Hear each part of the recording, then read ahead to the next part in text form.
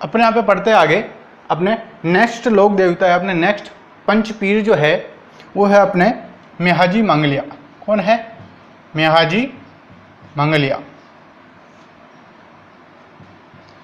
मेहाजी मंगलिया अपने मारवाड़ क्षेत्र के 5वें पंचपीर है। अपने अभी तक 4 पंचपीरों को पढ़ लिया है, ये अपने 5वें पंचपीर है, सबसे लास्ट पंचपीर है। ठीक है, सबसे पहले इनकी जन्म की बात करें अपन, इनका जन्म जो है, इनका जन्म कब हुआ? इनका जन्म भाद्रपद कृष्ण अष्टमी को इनका जन्म हुआ। कृष्ण अष्टमी को इनका जन्म हुआ। इस अष्टमी को जन्माष्टमी भी आती है। क्या आती है? जन्माष्टमी भी आती है। इसी दिन इनका जन्म दिवस माना जाता है, जन्म तिथि मानी जाती है, और इसी दिन इनका यहाँ पे स्थान है, इनकी अष्टमी मनाई जाती है। मेहाजी मंगलिया की अष्टमी मनाई जाती है। इनका अगर स्थान देखें, प्रमुख मंदिर का स्थान देखें, इनका स्थान कहाँ है? इनका स्थान जो है बापणे गांव, बापणे कहाँ है? जोधपुर में। कहाँ है? जोधपुर में इनका स्थान है, या फिर पूजा स्थल इनका कहाँ है? जोधपुर के अंदर, बापणी जोधपुर में इनका पूजा स्थल है। आगे बात करें इनका घोड़ा जो है, इनके घोड़े का नाम किरण काबरा घोड़ा है। इनका कौन सा घोड़ा है? किरण काबरा घोड़ा। किरण काबरा इनका घोड़ा का नाम है। ये सबसे अधिक पूछा जाने वाला घोड़ा का नाम एग्जाम के अंदर पूछ लिया जाता है कि किरण काबरा घोड़ा किन लोक देवता का घोड़ा है? तो मेहाजी मंगलिया के घोड़े का नाम है किरण काबरा घोड़ा है इनका। ठीक है, यह जो है, यह मारवाड़ के 5 पीरों में से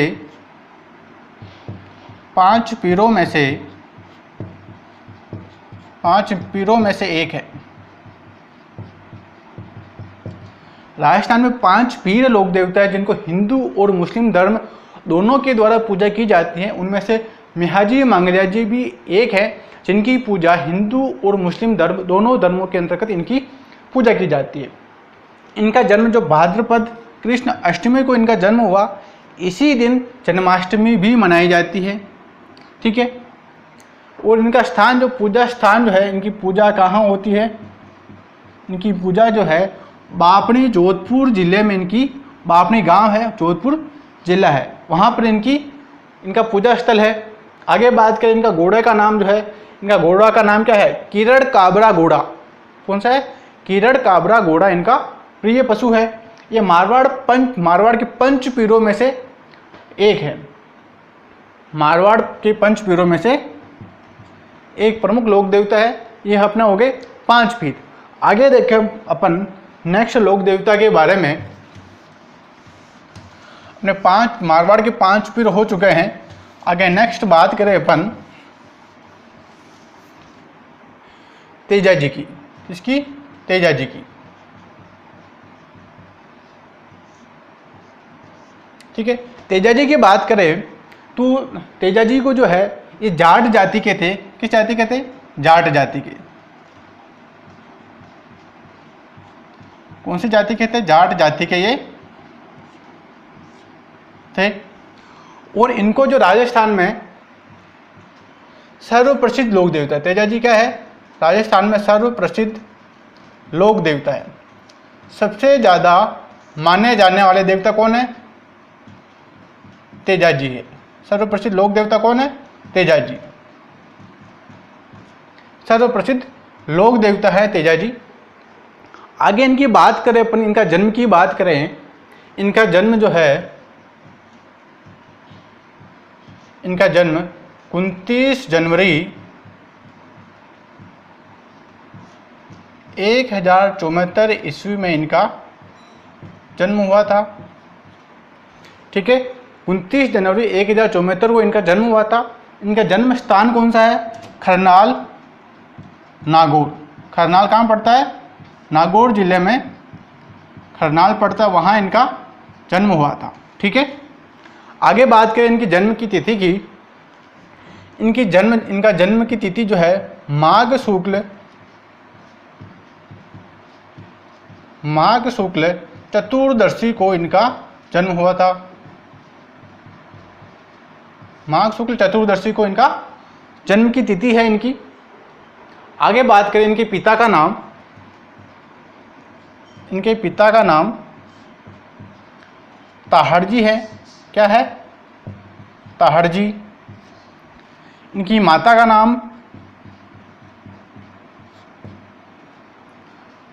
नाम है राम कुंवरी। क्या नाम है? राम कुंवरी। इनकी माता क्या नाम है? राम कुंवरी इनकी माता का नाम है। इनकी पत्नी का नाम देखें, इनकी पत्नी का नाम पेमल दे है। कौन है? पेमल दे। ये पेमल दे जो है पन्नेर के शासक थे। पन्नेर के शासक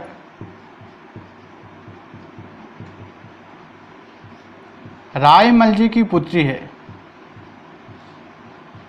किसकी पुत्री है? पन्नेर के शासक रायमल जी की पुत्री कौन है? पेमल दे।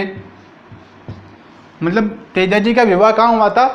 पन्नेर के शासक है रायमल जी के, वहाँ पर इनका विवाह हुआ था। पेमल दे इन्हीं की रायमल जी की ही पुत्री है। ठीक है, आगे बात करें इनकी घोड़ी का नाम जो है, इनकी घोड़ी का नाम जो है क्या है? लिल्लण है। क्या है? इनकी घोड़ी का नाम क्या है? लिल्लण। इनकी घोड़ी का क्या नाम है? इनकी घोड़ी का नाम लिल्लण घोड़ी है। क्या नाम है? लिल्लण घोड़ी है। ठीक है, आगे बात करें तेजाजी को जो है शिव भगवान का 11वां रूप माना जाता है।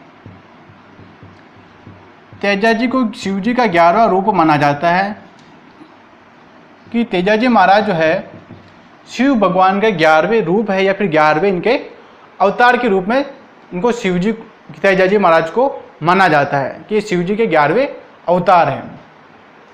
आगे बात करें इनके पूजा स्थल को जो है, इनके पूजा स्थल को थान कहा जाता है। क्या कहते हैं? थान। ठीक है, इनके गीतों की बात करें, तेजाजी के गीतों को तेजा टोर कहते हैं। क्या कहते हैं? तेजा टोर। इनके गीतों को क्या कहते हैं? तेजा टोर कहते हैं। आगे बात करें तेजाजी ने लाछा गुजरी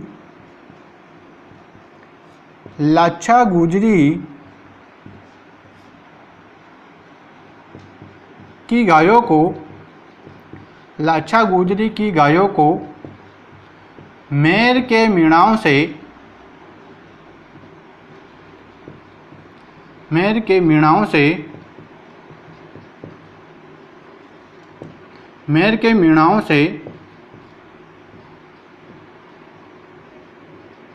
छुड़वाया। इनकी गायों का जो क्या है, मेर के मीणाओं ने क्या कर लिया? गायों का अपहरण कर लिया। तो तेजाजी ने लाछा गुजरी नामक महिला की गायों को जो है मेर के मीणाओं ने अपहरण कर लिया। तो जब तेजाजी महाराज को पता चला कि लाछा गुजरी की गायों को जो है मेर के मीणाओं ने अपहरण कर लिया, तो उन गायों को तेजाजी महाराज ही उनको छुड़ा के लाए थे। यहाँ पर इनके एक कहानी भी प्रचलित है कि जब तेजाजी महाराज लाछा गुजरी की गायों को मेर के मीणाओं से छुड़वाने के लिए जा रहे थे, तब रास्ते में एक सांप आग के अंदर कूदने के लिए जा रहा था। तो तेजाजी ने उनको उस सांप को रास्ते से हटा दिया। तो रास्ते से हटाने के बाद में सांप ने कहा, मैं आपको डसूंगा, मैं मरने के लिए जा रहा था, आपने मेरे को बचा कैसे लिया? क्या? तो तेजाजी ने कहा, मैं अभी गायों को छुड़ाने के लिए ज़रूरी काम से जा रहा हूँ, जब मैं वापस आऊँगा तब मुझे डस लेना। तब ये तेजाजी महाराज जो है मेर की मीणाओं से गायें छुड़ा के लाते हैं। तब उनके शरीर पर इतने घाव हो चुके थे कि शरीर पर कोई ऐसी कोई जगह नहीं बची थी जहाँ पर वो सांप डस सकता था। तो तेजाजी ने कहा, तू मेरी जीभ के ऊपर डस सकता है। तो उस सांप ने तेजाजी को जीभ के ऊपर डसा था। ठीक है, आगे बात करें इनकी निधन की। इनका निधन जो है सर्पदंश के कारण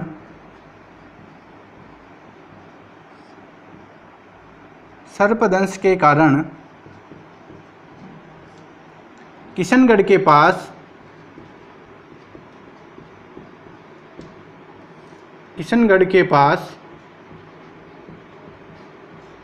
सुरसरा नामक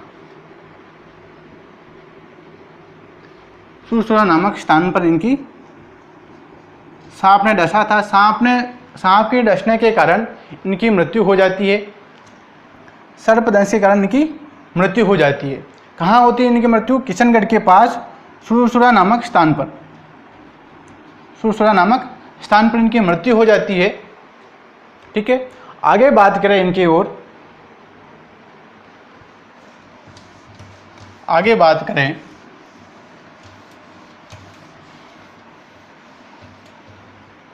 तो इनका निधन जो है 1103 में इनका निधन हो जाता है। इनका निधन कब होता है? 1103 ईस्वी में हो जाता है। कब होता है? 1103 ईस्वी में इनका निधन हो जाता है। ठीक है, इनकी निधन की तिथि क्या है? इनकी निधन की तिथि है भाद्रपद शुक्ल दशमी को इनका निधन होता है। तो इस दशमी को निधन होने के कारण और तेजा जी के निधन होने के कारण इस दशमी को तेजा दशमी भी कहते हैं। क्या कहते हैं? तेजा दशमी भी कहते हैं।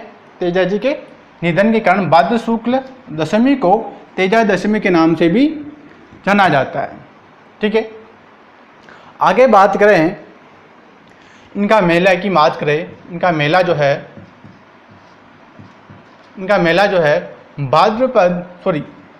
श्रावण अमावस्या से श्रावण पूर्णिमा से भाद्रपद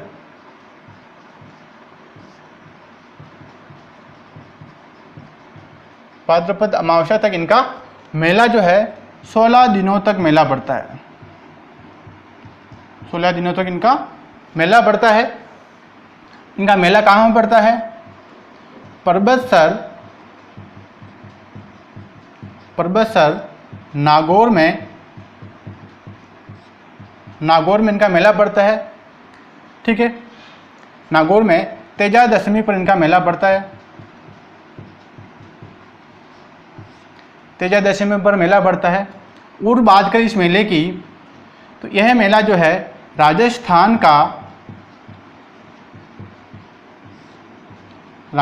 का सबसे बड़ा पशु मेला है। कौन सा है? सबसे बड़ा पशु मेला है। ठीक है, राजस्थान का सबसे बड़ा पशु मेला कौन सा है? परबतसर नागौर में तेजा दशमी को भरने वाला तेजा जी का मेला। ठीक है, आगे बात करें ये राजस्थान का सबसे बड़ा आय की दृष्टि से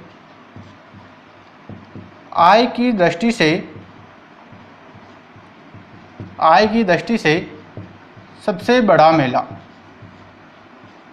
आय की दृष्टि से सबसे बड़ा मेला है कि अगर राजस्थान में आय की दृष्टि से अगर सबसे बड़े मेले की बात करें तो सबसे बड़ा मेला भी परबतसर नागौर में ही इनके तेजा जी का ही मेला पड़ता है।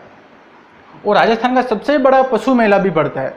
यहाँ पर अलग अलग जाति के ऊंट, बैल, गायें, इन सभी पशुओं का खरीदा और बेचा जाता है। इन पशुओं का मेला वहाँ पर बढ़ता है। वहाँ पर गिर नस्ल की है, बीकानेर के ऊंट है, वहाँ पर इन सभी पशुओं का मेला यहाँ पर बढ़ता है।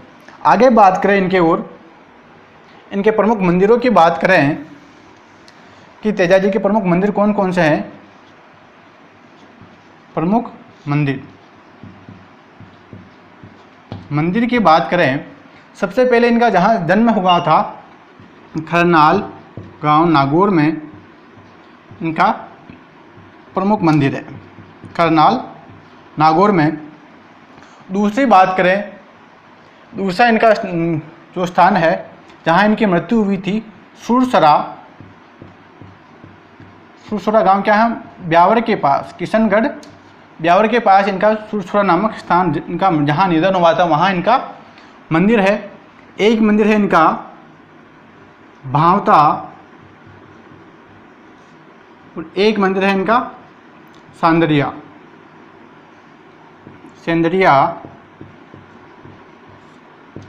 जहाँ पर इनका प्रमुख मंदिर, इन 4 जगहों पर तेजाजी महाराज के प्रमुख मंदिर बने हुए हैं।